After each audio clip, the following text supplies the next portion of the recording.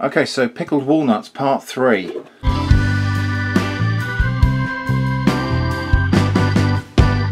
These walnuts have been soaking in our brine solution, the second brine solution, for a week now, so that's a total of 2 weeks. A week in brine, then we change the brine and we soak them again for another week. They're now ready to move on to the next stage. Let's just grab a spoon and see what they actually look like at this stage. So at the moment they are blackish, sort of khaki colour, and the smell, well, there's a curious, slightly metallic, spicy smell to them. It doesn't smell all that pleasant at this stage, but that's completely natural. Really what I'm smelling now is the stuff that we've drawn out that we're going to throw away. What's actually going to be left is sweet, spicy walnuts. So we need to move to the next stage, which is to drain these. So I will do that now. And then we're going to lay them out on a tray, and they need to be exposed to the air for 48 hours. So very, very carefully we're going to pour off that brine and walnut juice liquid and just strain them in that colander. And then I'll put that back on top of there. And I want that to drain completely. I'm not going to need to treat them rather carefully at this stage because they are starting to get a little bit delicate now. And then we get a nice smooth plastic tray, ideally one with a little bit of a rim on it so we don't get any dripping or leakage. And I'm just going to spread these out on that tray. And I think what I'll do, I'm just going to mop up a little bit of the juice, the extra juice that's in there, so they're not sitting in any liquid. So I'm just going to soak up that little puddle of juice that's in the middle there. It's not too important because it'll dry off quick enough. You can see how much this would stain your clothes if you got it on your clothes. So we're just going to spread them out in a single layer on that tray and leave them now for 48 hours. I might turn them once, just give them a little jiggle so the unexposed underside gets a chance to get to the air. What will happen over the next 2 days is these will shrivel a little bit, they will dry out, they will turn dark brown, purple, black sort of colour, and then they'll be ready to go into the jars with the pickling liquor. Okay, so we're just going to now place these in a cool, relatively airy room. I'm going to keep the window shut because I don't want flies coming in. So I'll shut the window and door, but it's quite airy in here, it's relatively dust free. I don't need to cover these at all, I will just leave them exposed to the air for 48 hours. Now you might have noticed there's another bowl there. We've got a second batch of pickled walnuts going there. The process is 1 week behind on that second batch. I went out and picked another batch of walnuts a week later, so I've got another batch here that's 1 week behind the others in process, which is quite convenient. Okay, now these walnuts have been out of the brine and drying now for 48 hours, a little longer than 48 hours, and you can see they've now turned completely black and they've gone a bit wrinkly and puckered in places, and that's exactly what should happen. So it's all progressing very nicely. And if I was to take one of these now, I would be able to crush it between thumb and forefinger and it would be completely soft because they are actually fermenting here. I'm not going to do that because it would be a terrible waste. So what we need to do now is pack these in jars and then prepare some vinegar syrup to go over them to preserve them.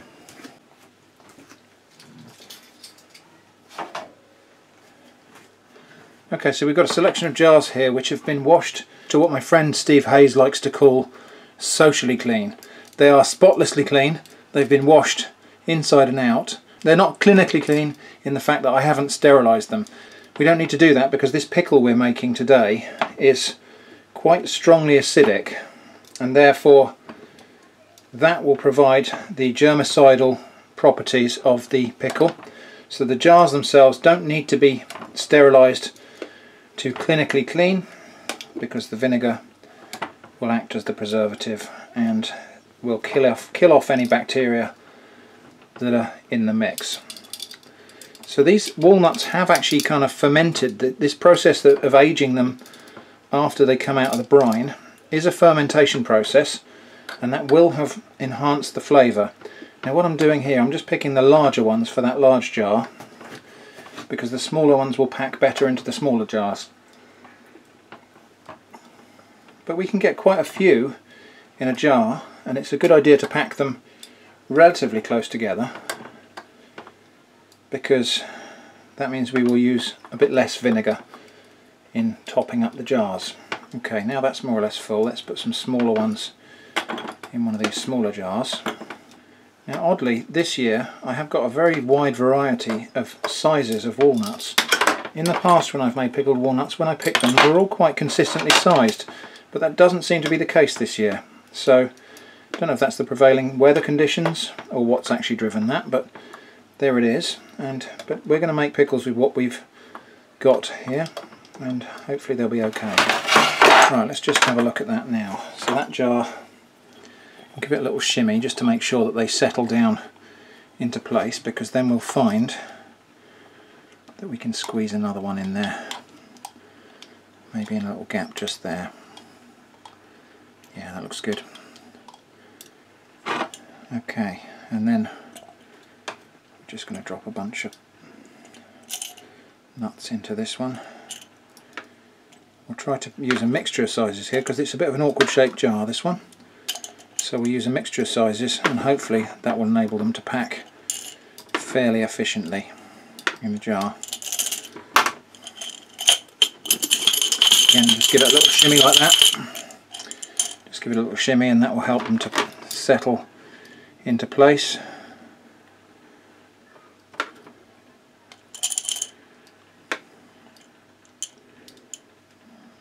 Tiny little one there.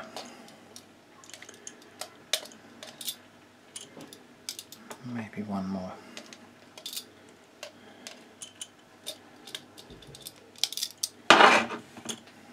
Once I've got the liquid in there, I think they will pack down some more anyway. So now I need to make an assessment. I think I've got just about enough to fill that other larger jar there.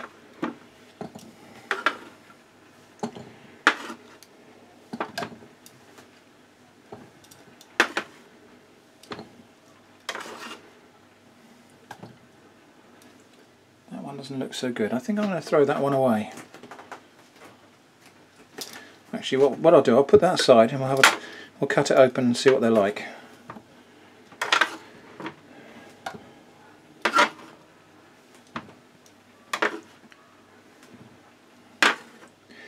Now, if you're watching this and thinking at this stage that these look like the most unpromising and unappetizing things ever, you could be forgiven for thinking that, because yeah, they're not going to win any beauty contests, at least not in terms of appearance. However, this is by far the most delicious and tasty pickle I have ever made.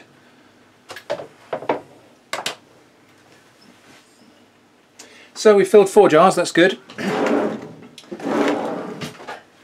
It's more or less what I hoped and expected.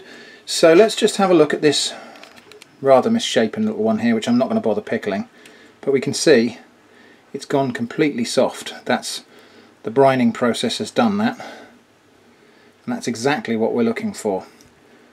It's still not mature as a pickle. It doesn't have very much aroma as it stands at the moment.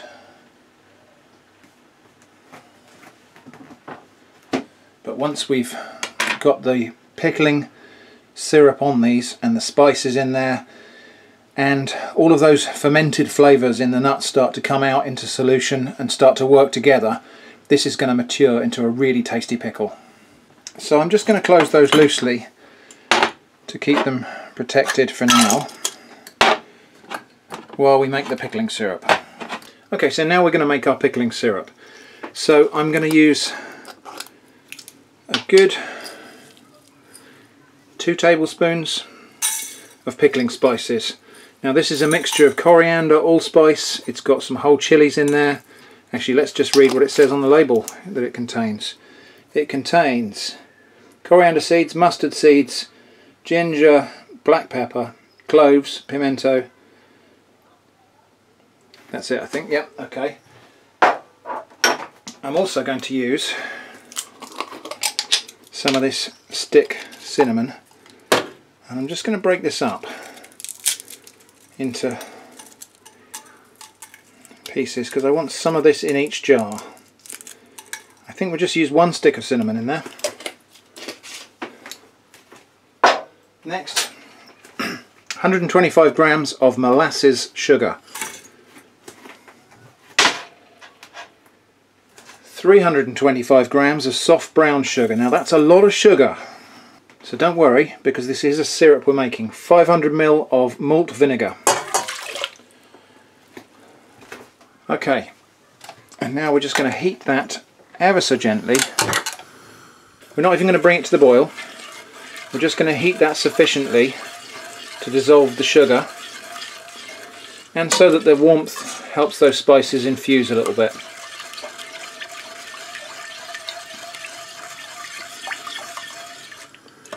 I don't want to boil this, or else the whole house will smell of vinegar. There's no need to do that at all, because we are just making a sugar and vinegar syrup here. So I'm going to keep on stirring until I can't feel any more gritty sugar in the bottom of the pan.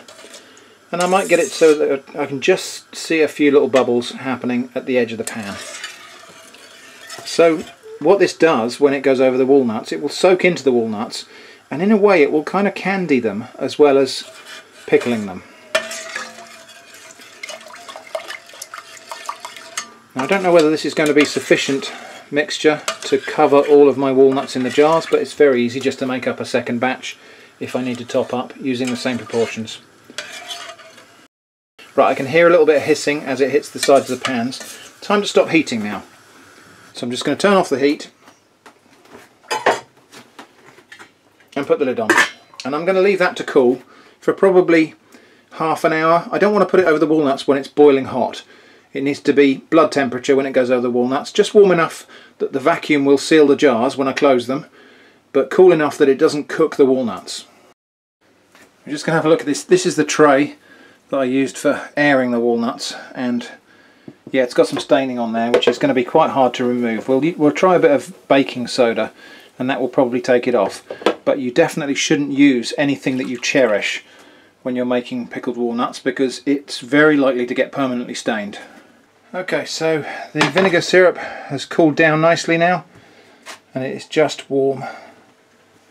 So let's get it added to our jars. So we'll start with the biggest one, and I'm going to use a ladle because I want to kind of evenly distribute the spices into all of the jars. So I'm going to put good helping of syrup and spices over the top of those walnuts. In fact, I think what we'll do, we'll do a little bit in each jar, and then we will be able to get the spices evenly distributed. So let's get the jars just arranged around the pan, like so. Okay, next jar. Just go in, try and shake those spices down a little bit. They will wash down, of course.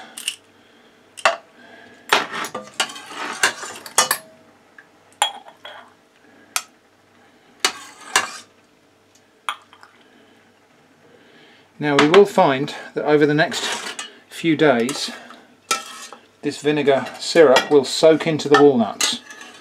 So what I actually need to do with that is probably make another batch of syrup. It looks like this is not going to be enough, so I'll make another batch of syrup and I'll use some of it to finish topping these jars up tonight, and then I'll reserve the rest of it for topping them up during the week should they require it. But there we go, that's about the level it needs to be filled to, maybe a little bit higher than that. Yeah, we're definitely going to need another batch of vinegar syrup, but that's fine.